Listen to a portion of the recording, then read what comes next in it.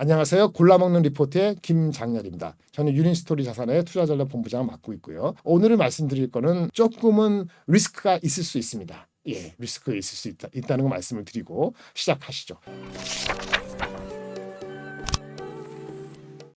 일단 건설주입니다. 건설주는 말이죠. 주택 건설, 즉 국내 주택 그 미분양 문제, 그래서 PF 문제, 이런 그 실질적인 문제가 지역별로 어느 특정 지역에서 나오기도 하고 어느 특정 그 건설 업체는 실질적으로 우려가 좀 표출되기도 하고, 그래서 주식시장에서 제대로 평가를 받고 있지 못하는 형국이 현실입니다. 그럼에도 불구하고 그런 그 우려를 잠재우거나 또는 상당 부분 희석할 수 있는 그런 성장 동력을 보이고 있는 회사가 있어서 말씀을 드리려고 합니다. 제목은 DLENC고요. DL이 대림산업, 예전에 그 회사 이름입니다. 대림산업.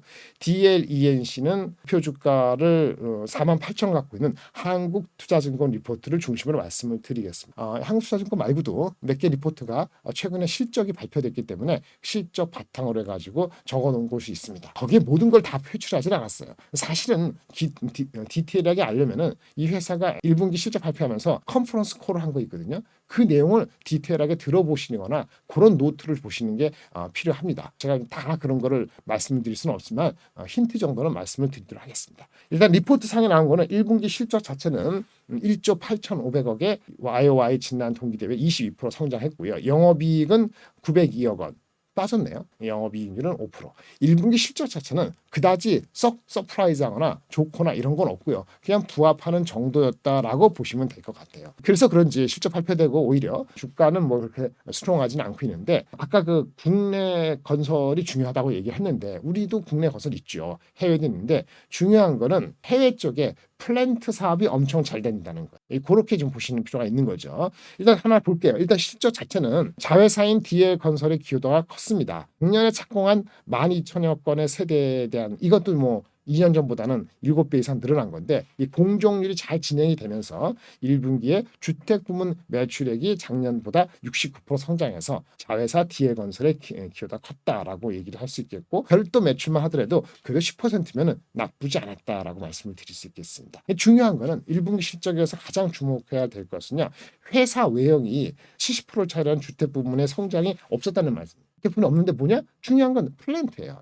플랜트 아시죠? 화공 플랜트 이런 거 중동 지역에서 이 플랜트 매출이 작년 대비 했을 때 거의 2배 올랐어요. 올해 1분기에 착공한 그 S-오일 샤인 프로젝트가 있거든요. 여기에서 공정 진행 효과가 작년 하반기에 공정 진행 효과가 이어지고 있고요. 해외 법인의 매출이 지난 그 2016년 4분기 이후에 25개 분기 만에 가장 큰 매출을 기록했다. 이것이 가장 큰 이슈예요.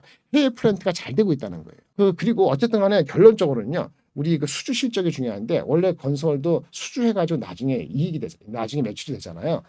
우리 회사가 2017년 이후에 18년에 굉장히 안 좋았거든요. 수주가 못 받고 실적이 안 좋아서, 그러다가 20년, 그래서 전체 수주가 10조도 안 되거나 뭐 그랬었어요. 그러다가 21년부터 올라가서 작년에 한 12조 이렇게 대로 이제 수주가 늘어났고, 올해 목표하는 수주가 한 14조 된다고 합니다. 그러니까 얼마 전까지만 해도 10조 정도 될까 말까 했는데 14조 정도 되는 건데, 해양 플랜트도 상당히 기여를 하고요. 14조 그 플랜트 전체적인 그 수주인데 이 매출은 최소한 한 8조 이상 될 것으로 보고 있는데, 애널리스트들은 아직까지는 국내 이슈도 있고 해가지고 목표하고 있는 애널리스트들의 이 올해 실적은 매출은 한 8조 좀 못 미치는 걸 보고 있는데, 실제 회사의 목표는 그 이상이다. 그다음에 그 기본은 작년부터 꾸준히 높아온 10조대를 뚫어서 12조, 지금 올해 14조로 가고 있는 수주에 대한 자신감이 반영된 것이 올해 매출이 전망이다라고 말씀을 드릴 수 있겠어요. 전체적으로 그래서 그렇게 수주가 올라가면서 수주 잔고가 높아졌어요. 올해 1분기에 지금 수주 잔고가 한 20조로 넘어간 것으로 추정되고 있고요. 중요한 건 플랜트 일감이 5조까지 늘어난 거예요. 플랜트가 뭐냐? 일반적으로 국내 주택보다는 마진이 높아요. 플랜트가 수주가 높아진다는 것은 마진이 높아진다는 징조기 때문에 상당히 중요하다. 이걸 보실 필요가 있어요. 그래서 우리 회사는 주택에서의 금융 PF 이런 리스크에서 사실은 한 발짝 멀찌감치 떨어져 있는 주식이라고 봐도 크게 무방하다, 이렇게 말씀을 드릴 수 있거든요. 미분양 주택으로 갖고 있는 그 수가 1,560세대밖에 없지만 공사비를 이미 확 확보한 상태이거나 준공 시점에서 마케팅 기회가 주어지는 현장 위주이기 때문에 큰 이슈가 없다고 볼 수 있는 것이 이 회사에 대한 리스크를 없애는 거죠. 이 회사에 대한 밸류에이션은 사실 만만치 않은데요. 항상 그 수주 잔고고 자회사가 있기 때문에 현재 북밸류로 0.3배인데 올해 내년 넘어갈 때 ROE가 그래도 6% 후반, 그러니까 1%로 보면 한 자릿수 후반대에서 10%를 향해 가고 있기 때문에 지금 밸류에이션 상으로는 그 아까 말한 주택 건설에 대한 리스크보다는 해외 플랜트에 대한 차곡차곡 쌓이는 높은 마진을 생각하면은 상당히 낮은 밸류에이션이다라고 말씀을 드릴 수밖에 없고요.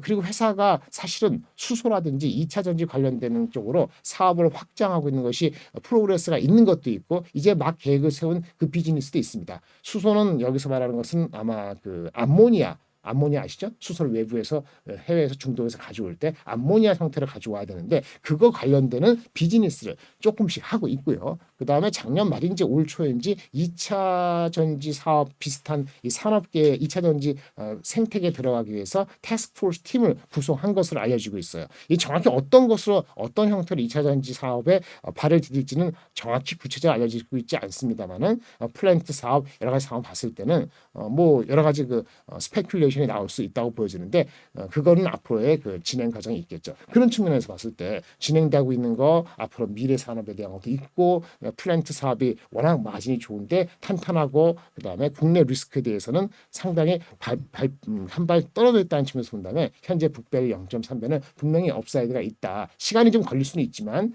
분명히 좋은 리턴이 될 수 있는 잠재력이 있다. 이렇게 말씀을 드릴 수 있겠습니다. 오늘은 DLE에 대해서 간단히 말씀드렸습니다. 감사합니다.